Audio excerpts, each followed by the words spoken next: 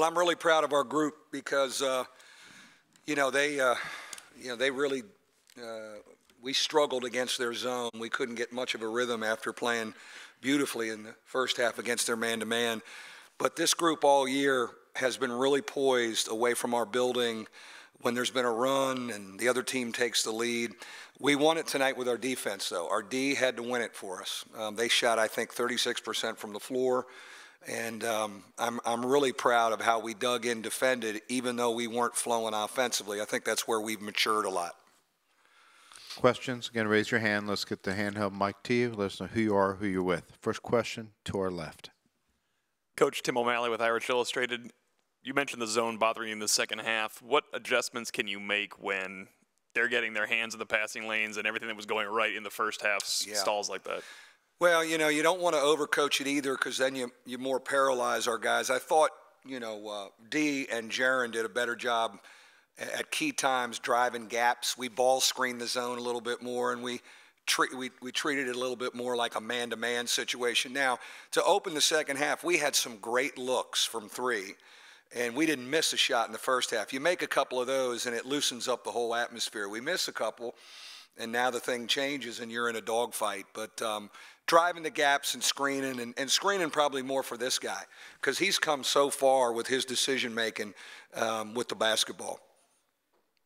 Third row. Chris Hine with the Chicago Tribune. Coach, you guys lost the lead there for a minute in the second half. What was the level of concern in the huddle? Or you know what? Floor? Our guy, that's Chris. I mean, that's where I told him that's where I'm really proud of him. The Carolina game on the road, we answered charges. Just last Wednesday, Louisville goes on an 11-0 run.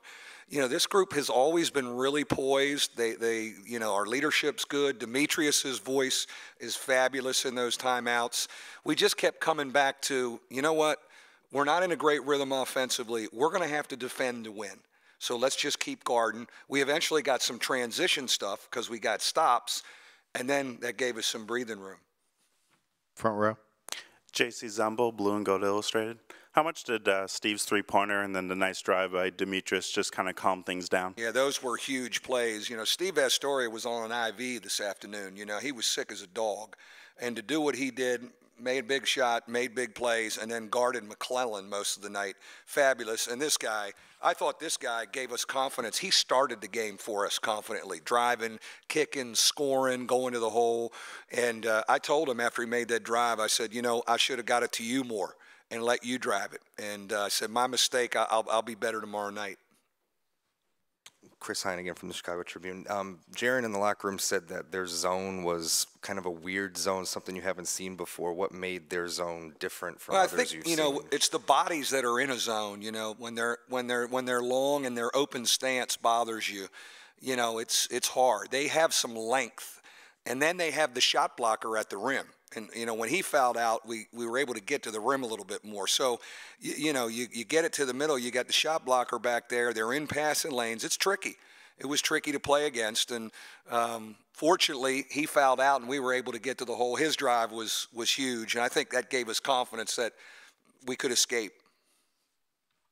Questions for Pat and Demetrius?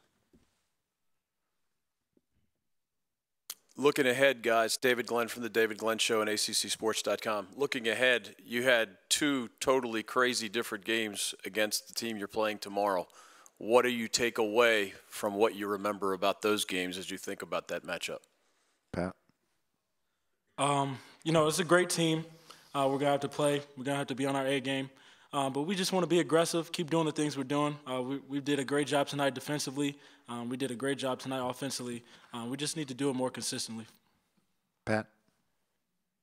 Yeah, I think, the most important thing for us is staying in attack mode. On our way over here, Demetrius made a great point that, we missed a few open shots and we got a little passive against the zone. When you play against a team as athletic as Miami, you're going to have, some turnovers. The goal is to limit those. And, we just got to stay in attack mode because we could see some zone tomorrow night versus Duke. In front of us. Dick Cox with Cox Sports Broadcasting. Mike, you've been a part of the ACC for a long time. What's it mean to you to have your team in the semifinals now?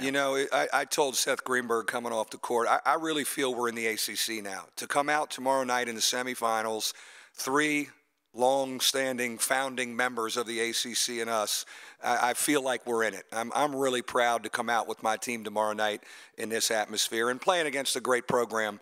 And you're right, we had two very different games. That had to be the best they played when we saw them in Durham. But they're playing really well now. They're confident now, and we're going to have to attack a zone. I would think they'll pick up, and that's something that they've evolved into, and we're going to have to be good against that. Can we guard? You know, they're really skilled offensively. Can we guard them? That's the next level challenge defensively for us. Back left. Steve Wiseman, Durham Herald-Sun. This is for Demetrius and Pat. What impact did that loss in Cameron have on you guys because it was so overwhelming?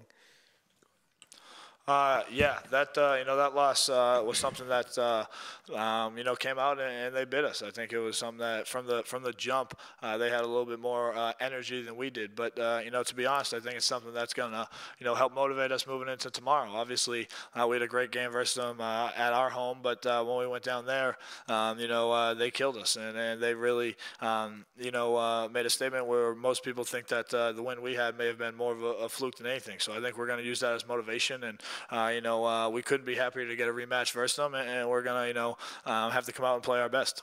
Demetrius? Like I said before, just a great team. We're going to have to bring our A game. Like Coach said, that's the next step for us defensively, being able to guard a team like that and being able to do it together as five and continue to rebound the way we have been. I think I got Matt Jones in the starting lineup, didn't I? He went off in Cameron, and he's been starting ever since. What was great to follow up on your question, what I was really proud of this group, we bounced back and won at Clemson right after that. And I tore the stat sheet up at practice the next day. That's one we didn't dwell on very much. Middle of the room. Tim Priester from Irish Illustrated. Demetrius, as Coach Brey said, you came out very aggressively. What got you in that frame of mind? I mean, your body language indicated that you were ready to attack at the start of the game. Just trying to set the tone for my team. I knew we needed to get out to a great start. And so I just wanted to help motivate our team and play as hard as I can for these seniors and this group of guys. And that's what we did tonight. And, the great first half gave us a little bit of a cushion in the second half. Far left. Yeah, Kip Coons for the Raleigh News and Observer. Mike, when you were at Duke as an assistant, do you remember Mike ever playing any zone, and have you said anything to him about backing off his man-to-man? No, I haven't teased him. I will on the road when I see him in April. No, they play that 12, which is that kind of 1-2-2 matchup. They were in it a bunch tonight. They're extending it a little bit. But, that was something, Mike had in the arsenal while I was there. And I think one year maybe played it a little more than usual. But that 1-2-2 matchup, and of course they've shown 2-3 as well. But it's helped them. It keeps their offensive guys fresh, keeps Okafor around the basket, and he doesn't have to mess around with ball screens. So it's been effective for him. Back in middle again. And Pat, just to follow up, you came out really smoking in the first half, shooting, obviously very confident. Second half, Coach Brey had to sit you down there for a second. What was your mindset at that moment? Just trying to, do the best I can to help the team win. I think obviously, the second half wasn't, my best performance, but, the first half helped get us that cushion. I think, it's not something I can think too much about. I think maybe it's something that, I can stop being on my heels just because I miss a shot here and there. But, for the most part, you got to give credit to my teammates for picking me up in the second half. I think they did, a fabulous job of, not only picking me up on the court, but also, getting on me a little bit to let me know there's other ways I can affect the game besides shooting. And I think Demetrius especially, has really grown in that category and, got on me when I came out the game, and I was back in the game trying to do whatever I could to help us, maintain the lead and recover it when we dropped it. Back right. Coach, there's a fun piece of trivia that says you're the only former Coach K assistant qualified to write How to Beat Coach K. Is that merely trivia? Is there anything meaningful in that? Do you have fun with it at all? I think that's something that they just talk about at Gene Devine's bar in downtown Durham over a couple beers.